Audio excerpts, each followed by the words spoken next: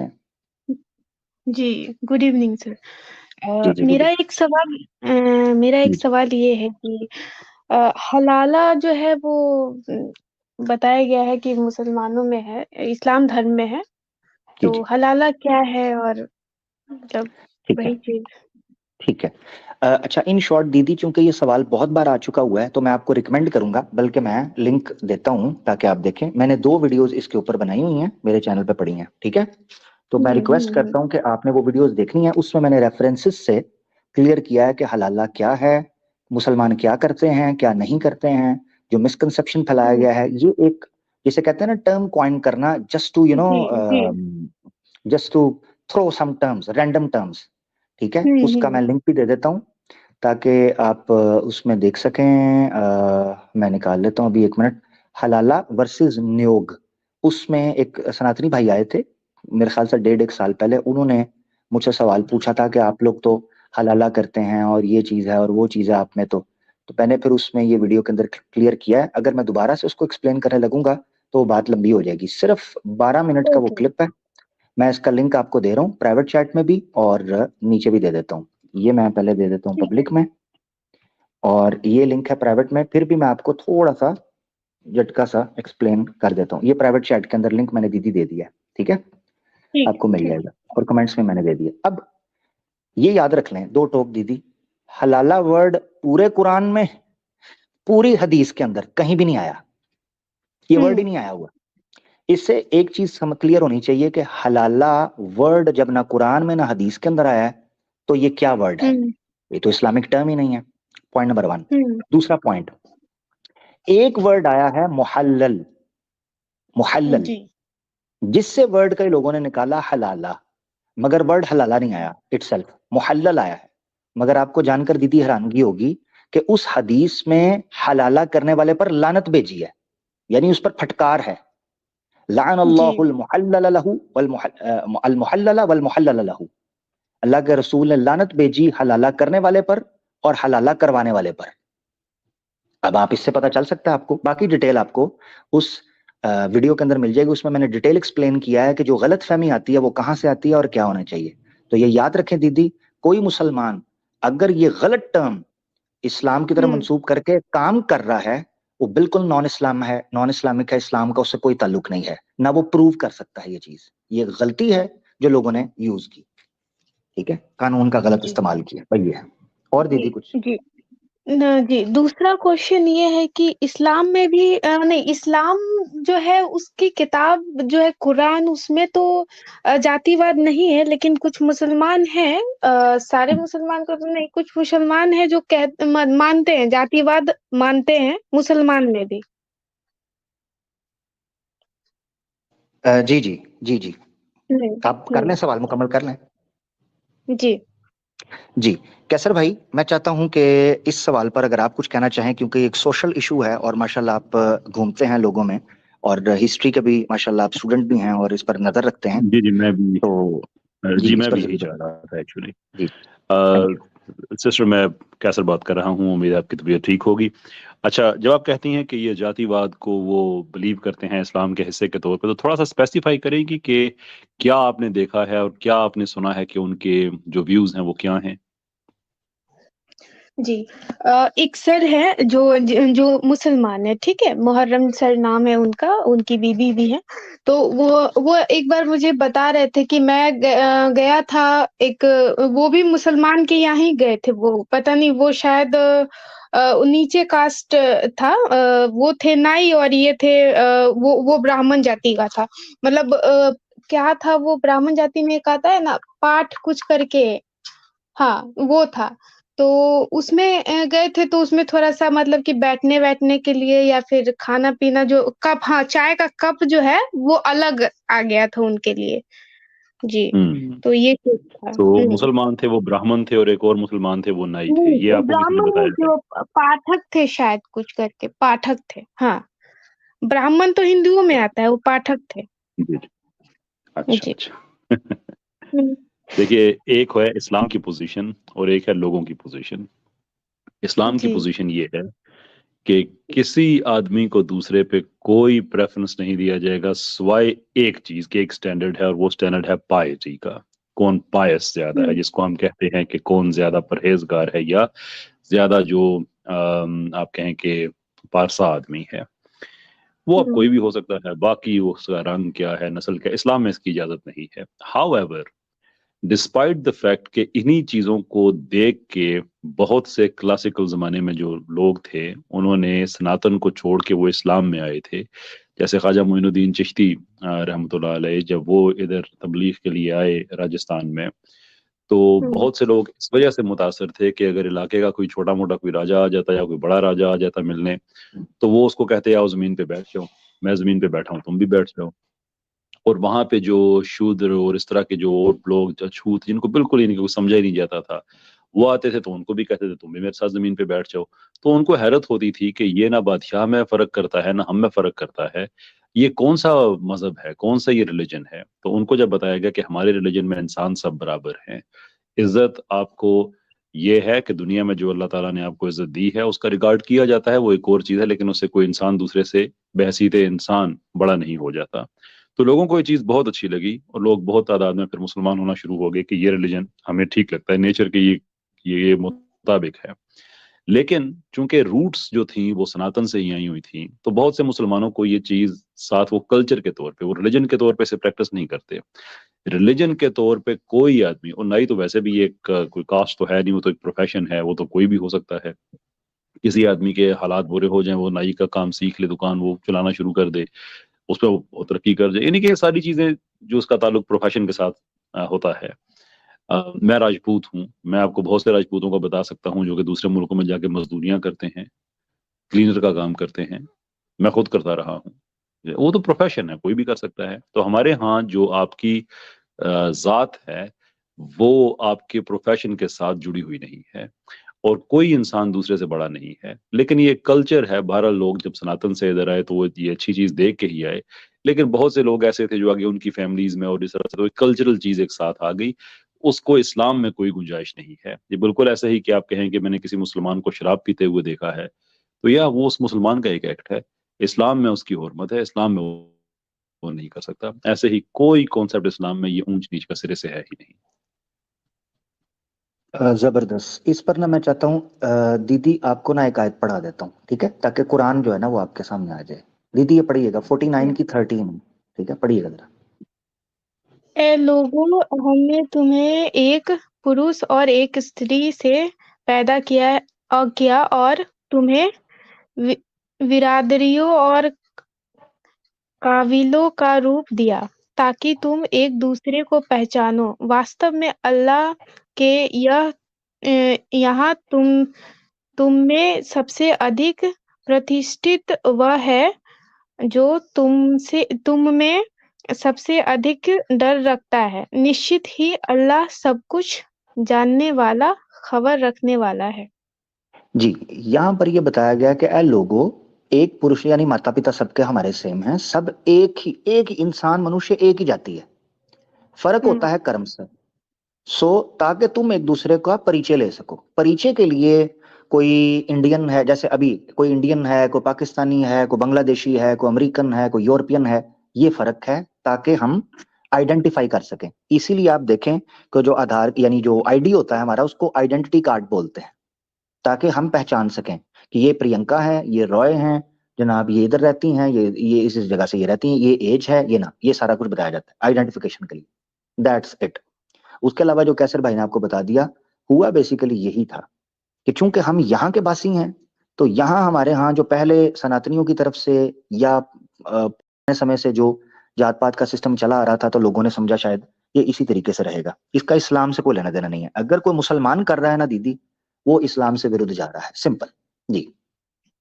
और जी, तो कुछ? इसका मतलब ये है सर कि इस्लाम धर्म को अपनाने के बाद भी कुछ हम्म, मुसलमान ऐसे हैं जी जो अभी भी जो है जाति पाति मानते हैं। हाँ बिल्कुल, जात है कि जाति नहीं, और शर्म इनको आती नहीं, ये है। जी, बिल्कुल। हाँ, ये मसला बन गया हुआ है। तो मुसलमानों को चाहिए कि वो इस्लाम को फॉलो करें और इन चीजों से निकलें। जितना जल्दी निकलेंगे उतना ज्यादा अच्छा है, वरना इस्लाम के विरुद्ध जा रहे हैं, ये तो कोई दिक्कत नहीं है। ठीक है, जी अच्छा एक और चीज मैं आपको बताता हूँ, इस्लाम में अब दिक्कत क्या होती है, कुछ लोग हैं वो फिरकों का नाम लेकर कहते हैं, देखो जब हम कहते हैं ना ये ब्राह्मण है, क्षत्रिय जात पात है, तो वो उसके मुकाबले में शिया सुन्नी ले आएंगे या अंसारी शेख कुरैशी इन चीजों को ले आएंगे। इन दोनों में फर्क जी है। जी जी शेख अंसारी जी कुरैशी का ताल्लुक धर्म से नहीं है, जबकि ब्राह्मण जी क्षत्रिय वैश्य शूद्र का ताल्लुक संबंध धर्म से है। फर्क समझ रही है दीदी? जी हाँ हाँ वेद, समझ रहे हैं। हाँ वेद में यानी ना कुरैशी कुरान में आया है, ना अंसारी आया हम्म, है, ना शेख आया है, जी ना जाट आया है, ना चीमा, ये कोई जात, मगर वेद में ब्राह्मण शूद्र क्षत्रिय ये आपको पुरुष सूक्त के अंदर मिलता है वेद से। फर्क समझ जी लिया दीदी? बिल्कुल। ये है फर्क, हाँ हाँ यहां से आपने बिल्कुल। समझा। जी जी, जी कुछ और कहना चाहती हैं फिर आगे बढ़ेंगे। जी तीसरा ये है कि ये 4 बीवियों का या 7 बीवियां ऐसा कुछ, एक से अधिक जो बीवियां हैं वो रखने का जो रिवाज है वो मुसलमानों में है, ऐसा जी मतलब हम देखे भी हैं और सुने भी है। जी जी जी जी जी। जी हाँ तो इस हाँ पे क्या उसमें, कहना चाहेंगे?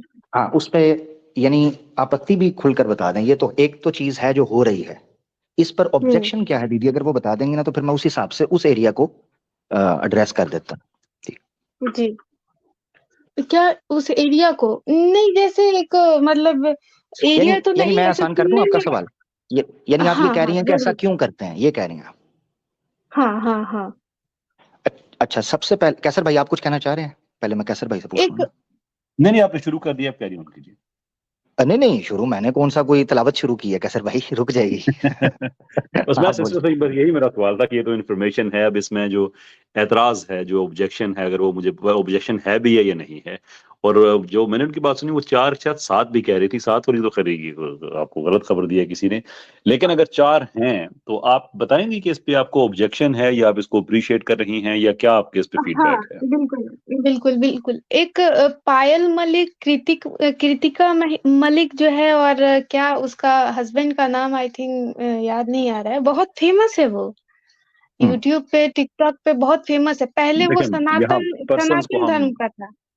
हाँ एक मिनट, पहले देखिए। वो सनातन धर्म अच्छा। धर्म का था, और बाद में वो अपना रिलीजन कन्वर्ट किया इस्लाम में, ताकि उसपे कोई आवाज ना उठा सके कि वो दो दो बीवी रखा हुआ है। ठीक है। हाँ ये चीज है। हाँ, अब देखिए, ये पर्सनल मामला तो मैं हम डिस्कस नहीं कर सकेंगे यहाँ पे, कि उसने 2 शादियां की और उसके बाद उसको फिर ये हुआ कि किसी ने उसने कहा ये अच्छी चीज है, मुसलमान हो जाते हैं। देखिए, बात ये है कि इस अच्छा खैर ये भी आपने किसी का बता दिया, मैं आपसे जानना चाह रहा हूँ कि आपका फीडबैक क्या है। एक मुसलमान मर्द है, वो 4 बीवियां उसकी हो सकती हैं, हम ये टर्म यूज नहीं कर सकते कि उसने बीवियां रखी हैं, इसलिए कि हम बीवियों को कुछ चीजों में नहीं समझते, थिंग्स नहीं होती जिनको रखा जाता है, वो एक मोहब्बत का रिलेशनशिप है। अच्छा सो लोग बाय द यस, वे, एक सॉरी इंसान की लोग 4 बाय द वे बीवियां हो नीचे कह सकती रहे हैं। हैं, सॉरी लोग बाय द वे नीचे कह रहे हैं कि वो अभी भी हिंदू ही हैं। जी कैसर भाई कह रही हैं? अच्छा अच्छा, जो कोई भी साहब है वो, तो अच्छा आपका मैं फीडबैक जानना चाह रहा था कि आप इस चीज को अप्रिशिएट करती हैं, आपको इस चीज पे एतराज है, ये अगर आप बता दे तो। क्या मतलब? एक मर्द 4 शादियां कर सकता है, आपका फीडबैक क्या है? ये अच्छी बात है, बुरी बात है, क्या समझती हैं आप? वो बहुत बुरी बात है, अच्छी बात एकदम नहीं है ये। ठीक हो गया, आप बताएंगे क्यों बुरी बात है ये? बुरी बात इसलिए है कि मतलब कि एक इंसान है और 4 थाली हम्म, उसमें रखा हुआ है, और वो कहाँ कहाँ हम्म, कैसे खाना खाएगा, 4 तो हाथ नहीं है ठीक बात है, अगर वो 2 थाली अगर उसके लिए अफोर्डेबल है तो वो 2 कर दे, 4 को इस पे ड्यूटी तो नहीं है कि वो करे ही करे। हाँ ये मेन पॉइंट है जो दीदी के लिए कंफ्यूजिंग है। दीदी माइक अनम्यूट करें। हाँ ये बड़ा जबरदस्त पॉइंट कैसे भाई रखा। दीदी शायद ना हंस रही हैं मुस्कुरा रही हैं। मिसाल दे के खुद हो मुस्कुरा। सकता है। अच्छा दीदी, दीदी आपको क्या लगता है कि अम, मुसलमान के लिए 4 शादियां करना मैंडेटरी है, कंपलसरी है, ये समझ रही हैं आप? आपके ज़हन में ये आ रहा है? नहीं, एकदम नहीं, कंपल्सरी नहीं। कंपल्सरी होता तो फिर सब करते हैं ना। कंपल्सरी होता हाँ, है तो सभी करते हैं, क्योंकि तो सभी के बस ठीक है। दाम्पत्य जीवन में जो है कुछ ना कुछ उतार चढ़ाव आता है, ऊब के आदमी कर ही लेगा। सही तो बात है, बस ठीक है लेकिन फिर, कुछ कुछ हाँ है। हाँ। तो फिर अगर मैं आपको हम्म। बताता हूँ, जब कोई चीज कंपलसरी नहीं है ना, मान ले मिसाल के तौर हम्म। पर आपने पहले एक बार, मेरे ख्याल से शायद आपने ही किया था, ये कोई और थी हमारी बहन थी जिन्होंने मांस भक्षण के बारे, गोश्त खाने के बारे में कहा था कि मांस खाना, इस पर। तो मैंने उस वक्त भी ये जी। पॉइंट रखा था कि ये खाना भी कंपलसरी नहीं है, कुरान में कहीं नहीं लिखा हुआ कि आपने खाना ही खाना है, कहीं भी नहीं है, जिसका नहीं दिल करा हो ना खाए।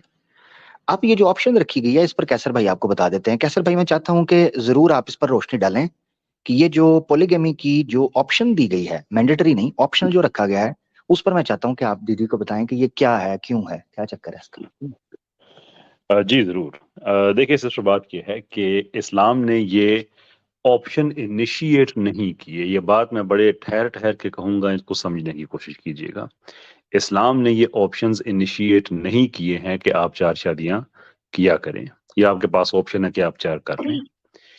हिस्टोरिकली ये ऐसा ही होता रहा है कि मर्द ज्यादा से ज्यादा शादियां करते थे, और शादियां करने के साथ साथ अपने आप हरम कहें या कुछ भी कहें, वहां पे बहुत सी औरतें रखी हुई होती थी। आपके अपने धर्म में बड़ी आपकी टावरिंग पावरफुल पर्सन नाम है जिनकी हजारों शादियां रजिस्टर्ड हैं। हर सिस्टम में आपको मिल जाएंगी, हर सिस्टम में। इस्लाम ने उसको कैप कर दिया है। इस्लाम ने ये नहीं कहा है हम्म। कि हम आपको एक नई चीज बता रहे हैं कि आप 4 शादियां करें। इस्लाम कह रहा है कि ये जो 100 रखी हुई होती हैं, कभी 200 रखी हुई होती हैं, ये नहीं, 4 शादियां आप कर सकते हैं अगर आप इंसाफ कर सकें। और साथ ये भी है हम्म। कि इंसाफ करने का मतलब ये है कि ये इंसाफ करने में ये ना चले जाना तुम के हर तरह से तुम कोशिश करो कि जिस तरह से तुम कर, नहीं, ये ना करना कि बिल्कुल एक के हो जाओ और दूसरी को छोड़ दो या बाकियों को निगलेक्ट करना शुरू कर दो। नहीं, अगर तुम फेयर एंड बैलेंस तरीके से चल सकते हो तो तुम पे लिमिट है नो मोर देन 4। ये बात जहन में रखो। अच्छा, ये बात परफेक्टली कंसिस्टेंट है ह्यूमन साइकोलॉजी के साथ। एक होता है एक स्टडी होती है साइंस की, और एक होती है studies, sorry, study of studies. कि जब आप एनालिसिस करते हैं बहुत सी स्टडीज का, ये देखने के लिए कि आप किस नतीजे, यानी कि सारी स्टडीज क्या चीजें कह रही हैं।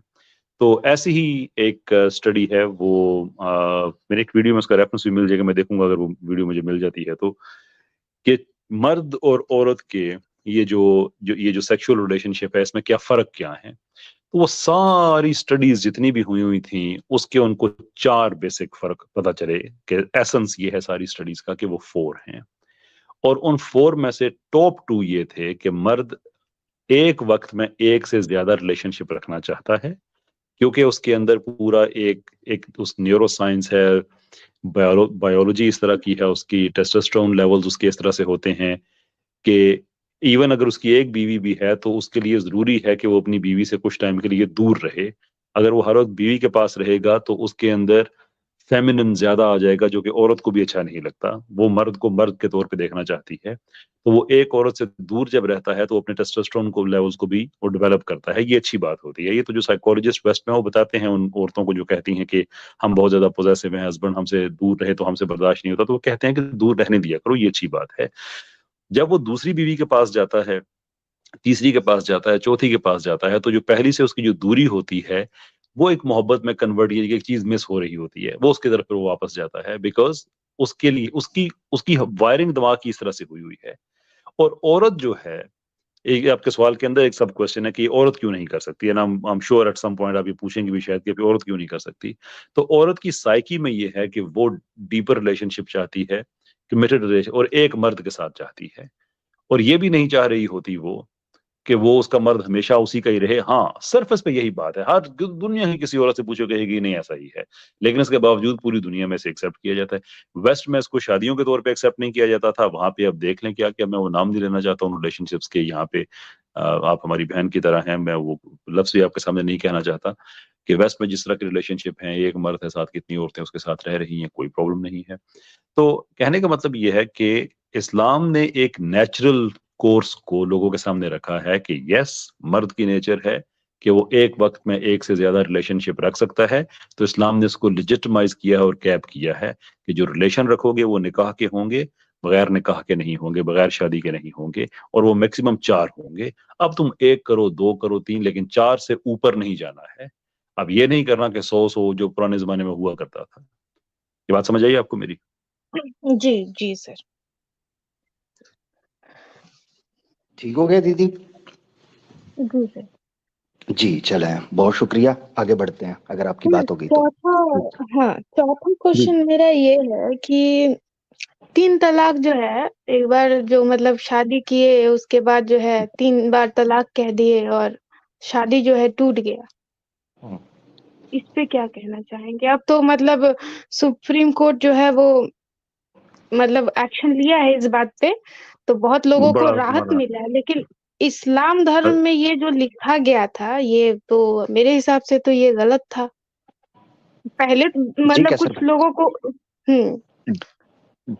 अच्छा, ये गलत था कि अगर तलाक हो गई तो शादी खत्म हो गई, ये गलत है? ऑफ कोर्स गलत है, क्योंकि सोचने समझने का टाइम नहीं मिला ना। गुस्सा आया, गुस्से में आके हम ताव में आके तो कुछ भी कर सकते हैं ना, किसी का मर्डर भी कर सकते हैं हम गुस्से में। वक्त तो चाहिए ना, जब आपके पास वक्त मिलता है तो आप समझ सकते हैं कि आपकी क्या गलती है, और आपकी गलती है तो सामने वाले की कितनी गलती है और आपकी कितनी गलती है, समझने के लिए वक्त चाहिए। और इस्लाम धर्म में वक्त नहीं दिया गया था, और तुरंत जो है आपको तुरंत आप 3 तलाक बोल दीजिएगा और आपका जो है तलाक हो जाएगा, तो ये तो गलत है सर, वक्त तो ठीक देना होगी। चाहिए। अच्छा, इसमें चूंकि एक फिक को अब हिंदी में, इंग्लिश में जूरिस्प्रूडेंस कहते हैं, हिंदी में माफी चाहता हूं, मैं कुछ कह नहीं सकता, मेरे यूपी के दोस्त मेरी मदद करें तो इसमें एक थोड़ा सा डिफरेंस पाया जाता है, तो इसलिए हम इस पे खुल के तबसरा नहीं करते। लेकिन मैं आपको एक हिस्टोरिकल डेवलपमेंट बता देता हूं कि असल में ये जो है ना, एक जो टाइम नहीं मिला और गुस्सा, ये गुस्से को कंट्रोल करने के लिए ही किया गया था। ये हिस्ट्री आपको हमारे सेकंड कैलिफ के दौर में मिल जाएगी कि ये जो मजाक बना लिया था ना कि तलाक तलाक तलाक, वो एक तो ना, अच्छा ठीक है ठहर जाओगे, तुम्हें ज्यादा गुस्सा आता है ना तो आज के बाद ये हरकत की तो फिर वो मानी जाएगी ऐसे ही, फिर 1 में 3 अच्छा ही, तो मैं फिर इस पे लोगों का गुस्सा ही उससे कम हुआ था। जी, अच्छा मैं इस जी पे जी, ना कामर भाई, कैसर भाई चूंकि से इसमें एक जरूर फिक्स का वो है, पहले हदीस और अहनाफ, जी तो मैं थोड़ा सा उसमें जी जी एहतियात से हाँ, बात कर रहा हूँ। नहीं नहीं नहीं, बहरहाल आप बिल्कुल प्लीज बिल्कुल करिए। बिल्कुल बिल्कुल ऐसे ही है। अच्छा दीदी, तलाक देने के बाद टाइम नहीं, ये आप कह रही हैं दिया जाता ना, फौरन हो जाती है? नहीं हाँ, नहीं, कहने का मतलब है कि आपको जब मतलब तलाक अगर किसी को दे रहे हैं तो ज़ाहिर-सी बात है कि आपका जो मानसिकता है वो सामने वाले अरे से वो मैं नहीं समझ मिल गया रहा है हूँ, या वो फिर मैं समझ गया हूँ, मनमुटाव है, वो मैं तो वो मैं समझ गया हाँ, हूँ। हाँ। तलाक के बाद हुँ, आप हुँ, कह रही हुँ। हैं कि तलाक के बाद फौरन सेपरेशन हो जाती है, वो टाइम नहीं होता, ये आप कह रही हैं। हुँ, हुँ, हुँ, हुँ, हुँ, हुँ। ऐसा कहीं भी नहीं है, यही फर्क है। ये एक गलती थी जो मुस्लिम मुआशरे के अंदर है, उस गलती को दूर होना चाहिए। ठीक है, कि जी तलाक दे दी सब खत्म हो गया, ऐसा नहीं है। इद्दत वर्ड सुना है आपने? इद्दत, नहीं सर। हाँ इद्दत वर्ड नहीं सुना आपने? इद्दत वर्ड ही वो टाइम है। मिसाल के तौर पर एक आदमी है, वो अपनी बीवी को तलाक देता है, बोलता है हुँ, तलाक, ठीक है जी। अब तलाक के बाद 3 महीने के अंदर अंदर अगर वो अपनी बीवी के साथ सुलह कर लेता है, बीवी वापस आ जाती है, वो वापस आ जाता है, तो उनके पास टाइम है 3 महीने के अंदर अंदर। ठीक है, उसको बोलते हैं सला, कुरान की टर्म है सलासा कुरू, मैं अपनी तरफ से बात नहीं कर रहा, आयत है सलासा कुरू, 3 महीने जेनरिकली। और अगर स्पेसिफिकली उस क्रू वर्ड को ट्रांसलेट किया जाए तो मेंस जो साइकिल होता है, मेंसेस पीरियड होता है मंथली, रजस, हुँ, 3 मास हुँ। गुजरेंगे, उस 3 मास के अंदर अंदर वो बीवी वापस आ सकती है, खामद उसको वापस ला सकता है, दोनों प्यार मोहब्बत से रह सकते हैं। ठीक हो गया पॉइंट नंबर 1। अब मान लो 3 महीने गुजर जाते हैं, 3 महीने के बाद भी वो वापस ला सकता है उसे, मगर उस वक्त नया जी। निकाह, नया हकमहर, नया वलीमा। क्यों? क्योंकि इस्लाम ये कहता है, क्योंकि और ये तीनों चीजें औरत के हक में है। क्यों इस्लाम हुँ, ये कहता है? इस बेस पर कहता है कि उस औरत को सिक्योरिटी मिल सके, उसके साथ ज्यादती ना हो। ठीक है, इसलिए उसको वो जी। वापस ला सकता है, ये कर सकता है।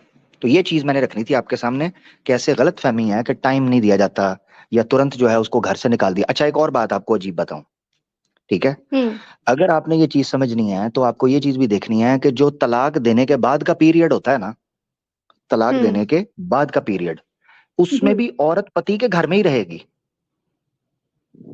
यानी औरत को जो प्रॉपर इस्लामिक टीचिंग है ना, प्रॉपर, आजकल होता हाँ, है ये, ये असल में दिक्कत बहुत ये पड़ गई इम्पोर्टेंट है पॉइंट है, ये बहुत जी। इम्पोर्टेंट पॉइंट है।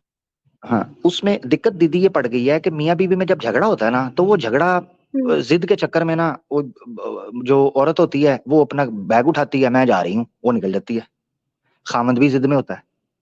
इस्लाम की टीचिंग के मुताबिक ये है कि मियाँ बीवी में अगर झगड़ा हो गया और इवन तलाक तक उसने बोल दिया अपनी बीवी को, वो उस घर से नहीं निकलेगी। वो तलाक की जो इद्दत है ना, जो उस तलाक का जो टाइम है जिसमें सुलह हो सकती है, वो टाइम भी वो अपने पति के पास गुजारेगी, क्योंकि उसी में तो रुजू हो सकता है, सुलह हो सकती है, वो सोच विचार ठंडे हो सकता है। सुबह सुबह गुस्सा था, होता है मियाँ बीवी को, सुबह सुबह किसी कारण लड़ पड़े, झगड़ा हो गया, शाम तक उनका दिल ठंडा हो जाता है, क्योंकि आदत होती है सुबह शाम खाना साथ खाना, सोना है साथ, घूमना फिरना है साथ, बच्चे हो गए हैं तो फिर और ताल्लुक मजबूत हो जाता है। तो सुबह शाम अगर एक दूसरे के साथ रुकेंगे, शाम तक मसला हो जाएगा। अब आ जाते हैं ये जो ट्रिपल तलाक का मसला है।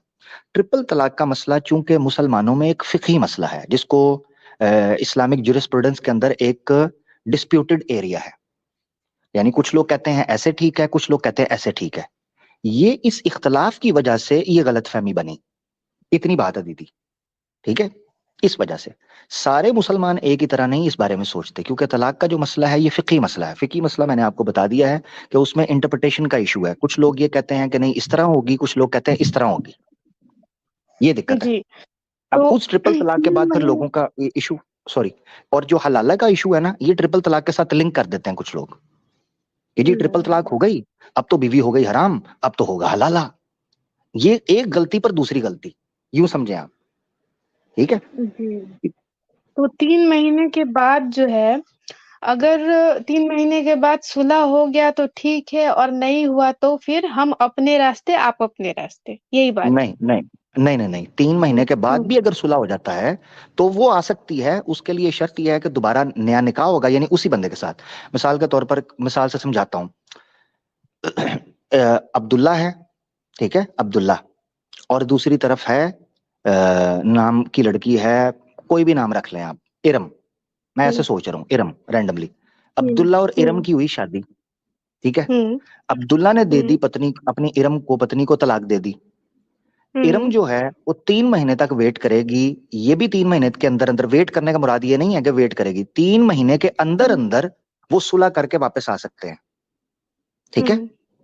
अब अच्छा। होता क्या है, मान लो 3 महीने गुजर गए और उन्होंने एक दूसरे से लड़ाई रखी, सुलह नहीं की, मगर 3 महीने गुजरने के बाद कुछ ऐसी बात हुई, एक दूसरे की याद आई, दोबारा प्रेम जागा, उन्होंने कहा हम वापस आते हैं।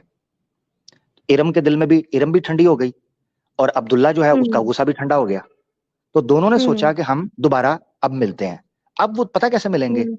कि अब वो वैसे मिलेंगे जैसे वो पति पत्नी नहीं थे, दोबारा वैसे मिलेंगे। मान लो अब्दुल्ला अब इरम से जब तक निकाह नहीं करेगा, और जब तक उसको हम्म। हक महर, जो कि उसके लिए एक कीमत होती है, सोने की शक्ल में, प्रॉपर्टी की शक्ल में, पैसे की शक्ल में, वो हक महर औरत का राइट होता है उसकी सिक्योरिटी के लिए, हम्म। ठीक है ना, ताकि उसको हम्म। कोई नुकसान ना पहुंचे, खुदा ना खास्ता कल कुछ हो जाता है तो वो उस पैसे को लगा सके, ब्ला ब्ला ब्ला, सारी चीजें होती हैं वो। और तीसरी चीज होगी वलीमा, नया वलीमा, ठीक है। तो नया वलीमा जब हो जाएगा तो वो औरत आ जाएगी वापस, यानी इरम आ जाएगी अब्दुल्ला के निकाह में वापस। ऐसा 2 बार हो सकता है। ये जो कंडीशन हम्म। मैंने आपके सामने रखी है ना, सिचुएशन, अब्दुल्ला और इरम ऐसा 2 बार कर सकते हैं। एक अंडरस्टैंडिंग ये है, जी। ठीक है। एक जी। अंडरस्टैंडिंग ये कहती है कि नहीं, अगर अब्दुल्ला ने इरम को एक ही जगह पर बैठकर 3 बार ये बोल दिया तलाक तलाक तलाक, तो वो उसके लिए खत्म हो गया, अब नहीं वो उसके साथ निकाह कर सकती। एक अंडरस्टैंडिंग ये है। इसके ऊपर है इख्तलाफ मुस्लिम ग्रुप्स के अंदर, कि वो कहते हैं क्या ये इंप्लीमेंट होगा या नहीं, क्योंकि इस तरह की मिसालें भी मिलती हैं हजरत उमर फारूक के जमाने में, और उस तरह की मिसालें भी मिलती हैं। अब इसको मुसलमानों को चाहिए कि वो खुद स्टडी कर कर कुरान और सुन्ना को समझें कि इसमें क्या मौकफ है क्या नहीं है। अब दोनों मौकफ के अपने फायदे हैं। अच्छा आप ये कह सकती हो कि अच्छा डिफर हो गया तो ये तो इस्लाम में कॉन्ट्रडिक्शन आ गया, नहीं, दोनों के अपने बेनिफिट्स हैं। मिसाल के तौर पर, जो ट्रिपल तलाक का इशू सामने आया था ना, उसके पीछे औरतों की ही सिक्योरिटी थी। होता ये था कि लोग गुस्से में जब आते थे ना, वो आकर तलाक तलाक तलाक तलाक तलाक तलाक, गाली की तरह तलाक, क्योंकि औरत के लिए तलाक एक गोली है, गाली होती है, ऐसे उसको बोला जाता है हम्म। कि तुझे तलाक, चल भाग राइट। जा यहाँ से, नहीं रखता। लड़ाई होगी ना तो फटाफट कह दिया, चल जा भाग जा, तुझे तलाक देता हूँ। तो वो अल्लाह माफ करे, अल्लाह माफ करे, औरत कोई गाड़ी बंगला या कोई जमीन या कोई चेयर फर्नीचर तो नहीं है ना, उसकी भी इज्जत थी, सही बात है। तो जब एकदम थी। उसकी, हाँ उसकी इज्जत थी, वो बेगम थी, बच्चों की माँ थी, या वो घर का फर्द थी, या जीवित इंसान थी, तुम्हारी तरह उसके अधिकार हैं, ये चीजें थी। तो लोगों ने फिर ये कहना शुरू किया कि नहीं, जिसने अब किया ना, तो उसकी सजा ये है कि उस मर्द को फिर दोबारा मुंह नहीं लगाएगी वो औरत। अब ये एक पक्ष था कि अगर औरत को मर्द जलील करके ये कहेगा तो फिर भाई हो गई, चलो भाग जाओ यहां से, अब तुम्हें कोई सपोर्ट नहीं मिलेगा, अब वो औरत के पास तुम दोबारा नहीं आ सकते, चाहे वो कितना रोए धोए माफिया मांगे, नहीं भाग जाओ।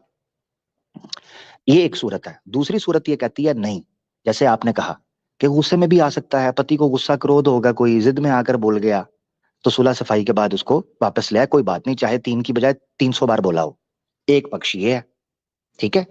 दोनों पक्ष के अपने फायदे हैं। देखो, एक जगह पर, एक्सट्रीम जगह पर औरत को बचाने के लिए ये बताया गया, दीदी आपने देखा कि जहां ट्रिपल तलाक जी। को लोग इंप्लीमेंट करवाते हैं, वो ये कहते हैं कि औरत के साथ जुल्म और ज्यादती करते हैं, तलाक तलाक गाली दे देते हैं। और दूसरा पक्ष में देखा आपने, घर का फायदा सोचा गया कि गृहस्थी बच जाए, ऐसा ना हो हम्म। कि दोनों क्रोधित होकर गाली करें और हम दरवाजे बंद कर दें, नहीं भाई नहीं, तो उसके लिए हराम हो गई ना, दरवाजा खुला रखो, गुस्से में इंसान बोल जाता है, बहुत दफा ऐसे ऊंच नीच हो जाती है, आ जाओ वापस। ये तरीका है, ये दोनों तरीके हैं।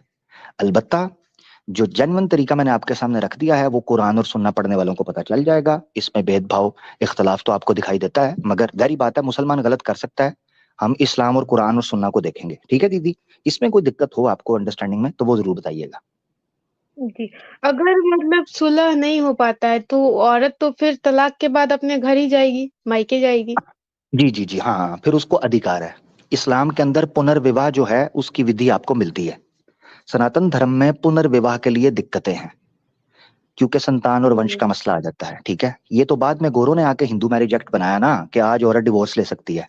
तो सनातन धर्म में भी हम्म। इशू था, पिछले जो प्राचीन काल की जितनी विधियां हैं उन सब के अंदर ये दिक्कत थी कि औरत, कई, ये सती प्रथा भी तो तभी इंट्रोड्यूस हुई ना, कि वो कहते थे जब मैं विवाह ही नहीं कर सकती, विधवा हो गई, तो मुझे इस आग में डाल दो। एक औरत ने जंप मार दी, उन्होंने उसको प्रथा बना लिया।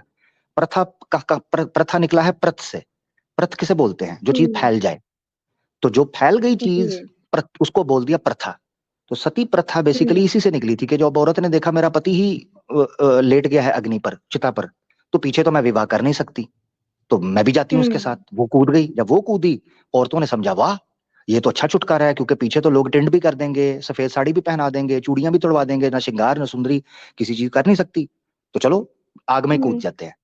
इस्लाम ने यह तरीका बताया, नहीं, एक औरत अगर उसके लिए कोई समस्या बन गई है, उसका पति चल बसा है, तलाक हो गई है, औरत के पास ये अधिकार है कि वो जिए। वो तो भी कुमारी है, जवान लड़की है, हम्म। या इवन बड़ी एज की भी है, उसको अधिकार है वो जाए, अपना नया खामन ढूंढे, उसके साथ शादी करे, अपने जीवन को बिताए अच्छे से। क्योंकि अगर कवारी रहेगी, एकांत में रहेगी, तो वह विचार करने का या को गंध करने का या दोषी कर्म करने का कुछ ना कुछ उसमें आशंका मौजूद है। ये चीज भी रखी। तो इस्लाम में पुनर्विवाह है, अगर वो औरत की तलाक हो गई और पिछले घर नहीं जा सकती, तो उसके लिए आगे जीवन है, आगे विवाह करे, ठीक है। ये चीज है, जी। इसलिए मर्द विवाह कर सकता है, ये चीज होती है। ठीक है दीदी, आगे जी। बढ़ते हैं। लेकिन जी जी जी जी। कॉन्स्टिट्यूशन में ये है कि तलाक के बाद जो है आधा प्रॉपर्टी जो है उसको बीवी को मिल जाएगा और आधा प्रॉपर्टी जो है वो हस्बैंड को मिल जाएगा। ये चीज पहले जो है इस्लाम में आना चाहिए था ना। नहीं नहीं, देखिए, इस कॉन्स्टिट्यूशन के अंदर हर चीज जो आए हम उसको ऑन करें, ऐसा जरूरी नहीं। अब देखो, आप ये बात कर रही हो ना कि इस्लाम में ये हम्म। आना चाहिए था कि अगर कोई डिवोर्स हो गया, सेपरेशन हो गई है, तो उसके बाद फिफ्टी हम्म। परसेंट प्रॉपर्टी जो है वो औरत के नाम आ जाएगी। आपको पता है, इस वजह से वेस्ट में जो मैरिज रेशो है वो गिरती जा रही है। लोग 12-12, 15-15 साल तक लिव इन में रहते हैं, बच्चे भी करते हैं, शादी नहीं करते, क्योंकि उनको ये डर और भय होता है कि शादी की अगले ही दिन हो सकता है क्रोध में आकर ये तलाक ले ले, आधी प्रॉपर्टी ले जाएगी। ऐसे केसेस देखे गए हैं कि लड़कियों ने बुढ़े 70-70, 80-80 साल के बाबों से केवल शादी की ही इसलिए कि ये तो 5 दिन में लुढ़क जाएगा, सारी प्रॉपर्टी मेरे हाथ में आ जाएगी। आप याद रखना, आपने गौर करना है, शादी और विवाह इस्लाम की नजर में केवल सिर्फ ये शरीर का या संभोग करने का माध्यम नहीं है। इस्लाम शादी की बेस ये रखता है कि अधिक प्यार और प्रेम से वो जीवन गुजारें। इसीलिए वो कहता है कि जब आप शादी करने लगो तो एक दूसरे का सम्मान, आदर, प्रेम, परस्पर एक दूसरे से मिलकर रहना, एक दूसरे का जो है खिदमत करना, ख्याल रखना, ये बेस रखी जाती है। ये सबको पता है, शादी विवाह इसलिए होता है। अब मान लो मिसाल के तौर पर इस्लाम ने जो रखा है कि ये इतनी प्रॉपर्टी उसके जिम्मे आएगी। वैसे तो जो तरका है, इनहेरिटेंस, वो पति के मरने के बाद ही मिलता है औरत को, एक होता है इनहेरिटेंस, ठीक है, एक होता है औरत जब सेपरेट होती है तो उस वक्त इनहेरिटेंस नहीं होती डिवोर्स पे, उस वक्त होता है उसका हक महर या उसका नान नफका। अब ये जो टर्म मैं बोल रहा हूँ इसको समझ लें। मान लें अब्दुल्ला और इरम की शादी हुई, जो पहले मैंने मिसाल दी थी उसी को सामने रखें। जी अब्दुल्ला और इरम की शादी हुई, अब्दुल्ला मर गया, इरम जीवित है, अब्दुल्ला की थी जी प्रॉपर्टी, उस प्रॉपर्टी के अंदर से सबका हक रखते हुए उसको उसका हिस्सा मिलेगा जो कि कुरान में बयान हुआ है। अब मान लो मरा नहीं है, जीवित है, डिवोर्स हो गई। अब डिवोर्स के टाइम पे प्रॉपर्टी में औरत ने हिस्सा खो दिया, और खोना भी चाहिए। पता है क्यों? क्योंकि इस्लाम, जी अब देखो ना, एक मिनट बताता हूँ। दो लोग हैं, वो हम्म सारी जिंदगी साथ रहते हैं उस बंधन के हम्म अंदर, उस औरत ने उसके लिए सैक्रिफाइसेस दिए, कुर्बानियां दी, उसका अधिकार है कि पति जब मर जाए तो उसके बाद उसको प्रॉपर्टी मिले। ना ये कि आधे रास्ते में, बीच रास्ते में डिवोर्स लेकर लड़ झगड़ कर चली जाए तो वो भी औरत पैसा ले जाए, इससे तो नुकसान ही तो नुकसान सर है मर्दों का। सर इस्लाम ने डिवोर्स हम दोनों का अधिकार नहीं, रखा। डिवोर्स सिर्फ मेरी मर्जी से थोड़ी मिल रहा है, डिवोर्स तो दोनों की सहमति से होता है ना। अब नहीं दोनों, आप भी छुटकारा पाना चाह रहे हो ना, नहीं तब नहीं, तो दिक्कत ये है, मतलब हाँ हाँ दिक्कत दीदी ये है, जो कॉन्स्टिट्यूशन है उसमें मर्द का अधिकार ले लिया गया है। औरत डिवोर्स का पेपर सेंड कर देती है, मर्द कुछ भी करे डिवोर्स होगा, ऐसा ही है ना कॉन्स्टिट्यूशन में। हम्म तो मर्द का अधिकार किधर गया? हम्म मर्द का अधिकार तो खत्म हो गया। अब मान लो एक औरत ने शादी की अरबपति से, और एक हफ्ते बाद उसने हम्म कोई बहाना करके कि मुझे मारता है, खुद को पीट लिया, कुछ भी करके बहाना करके, और वो प्रूफ भी हो गया कोर्ट के अंदर कि हाँ मारपीट का निशान तो है। अब घर में सीसीटीवी कैमरा नहीं थे जिससे सिद्ध हो सके कि कौन गलत है कौन नहीं, मगर अदालत ने औरत के कहने पर के मारपीट किया है, डिवोर्स दे देती है। उस बंदे की तो सारी प्रॉपर्टी गई ना। अब मुझे बताओ, उस बंदे ने सारा जीवन लगा के कष्ट के जरिए जो प्रॉपर्टी दान इकट्ठा किया था, उस औरत का क्या कर्तव्य था, क्या इन्वेस्टमेंट है उसकी कि वो आधा पैसा ले गई, उसका निकल गई? इसमें तो मर्द के साथ धोखा है। यही कारण है कि मर्द फिर शादी करने से डरता है, क्योंकि उसको ये है कि औरत मेरे, मैं इतनी मेहनत से पैसा कमाऊंगा, ये तो मेरे बच्चों को भी छोड़ के भाग जाएगी पैसे की खातिर। ये कानून इसलिए गलत है। इस्लाम ने क्या किया, इस्लाम ने प्रॉपर्टी सिर्फ इनहेरिटेंस उस सेंस में रखी कि जब वो मरते दम तक मर्द के साथ रहे, वन। दूसरा, अगर वो चाहती है कि उसको सपोर्ट ये चीजें मिले, तो वो केवल एक तरीकाकार है, अगर वो डिवोर्स लेती है तो उसके बाद अगर हक महर है, मान लो अब्दुल्ला इरम की शादी हुई, निकाह के टाइम पर उसने कहा मैं तुम्हें 5 लाख हक महर देता हूँ। अब मान लो 2 साल बाद, 3 साल बाद अब्दुल्ला और इरम में डिवोर्स हो गई, सेपरेशन हो गई, तो वो 5 लाख अब्दुल्ला को इरम को देना ही होगा। हाँ, अगर वो डिवोर्स औरत ले रही है तो फिर उसका हाफ ये कंप्लीट उसको छोड़ना होगा, ये डील है। इसके अलावा मान लो इरम के बच्चे हैं, 2 बच्चे हैं, ऐसी सूरत में अब्दुल्ला को तब तक उन बच्चों का खर्चा भी उठाना है जब तक वो बच्चे खुद कमाना शुरू नहीं कर देते, और उसके बाद भी, क्योंकि वो पापा है, उनका अब्बू है, उसका अधिकार है, रिस्पॉन्सिबिलिटी है कि उन बच्चों को भी वही पालेगा, क्योंकि दोनों के संयोग से ही बच्चे पैदा हुए हैं। ये चीज भी आपने समझनी है, ठीक है? ये है तरीकाकार। वेयर एज वेस्ट के अंदर ये दिक्कत है कि वो औरत को ज्यादा अधिकार दे देता है, मर्द को पीछे छोड़ देता है। औरत का कोई कमाल नहीं है। वेस्ट के अंदर आपको कई औरतें ऐसी मिलेंगी जो सिर्फ इसलिए अमीर हैं कि उनका हस्बैंड अमीर है, इसलिए अमीर थी। हाँ, जिंदगी में ना कभी पढ़ा ना स्कूल गई, खूबसूरत थी, थोड़ी अच्छी दिखती हैं, विवाह हो गया, विवाह होने के बाद डिवोर्स ले लिया, और अरबोंपति की उनकी जायदाद है। जी दीदी। सर ये कॉन्स्टिट्यूशन में जो आपने एक बात कहा कि लड़की के कहने पे, औरत के कहने पे, एक बार कहने पे डिवोर्स मिल जाएगा, ऐसा तो नहीं है। नहीं नहीं, एक बार कहने पे नहीं, ये इंडियन कॉन्स्टिट्यूशन की बात कर रही हैं आप? जी, इंडियन कॉन्स्टिट्यूशन की बात कर रही हाँ, हूँ। नहीं नहीं, एक बार कहने पे नहीं, ऑब्वियसली वो पूरा केस होता है, उसमें मर्द जाके फॉलो कर सकता है, मगर मान लो, मेरा जो मकसद था वो ये कहने का था, मान लो मैंने जो ये मिसाल रखी थी ना, वो इस चीज पर रखी थी कि मर्द नहीं चाह रहा, तब भी कोर्ट हम्म उस को खत्म कर देंगे, सिर्फ औरत की बेस पर कि वो रहना नहीं चाह रही। अब मर्द चीखता रहे, नहीं नहीं मैं नहीं छोड़ना चाहता, मैं इसको समझा लूंगा बुझा लूंगा, मगर औरत का दिमाग घूम गया, उसको उसको रहना ही नहीं है, तो क्या कोर्ट फोर्स कर सकता है औरत को मर्द के साथ रहने पर? कभी नहीं कर सकता, औरत निकल जाएगी। ये है मसला जिसको समझना है। इस पर मैंने वो मिसाल दी थी कि औरत जो है वो कोर्ट पर जाकर ले लेती है तो कोई उसको रोक नहीं सकता। जी दीदी, आगे बढ़ते हैं। सही है। जी बिल्कुल। बहुत शुक्रिया, बहुत शुक्रिया, अपना ख्याल रखें।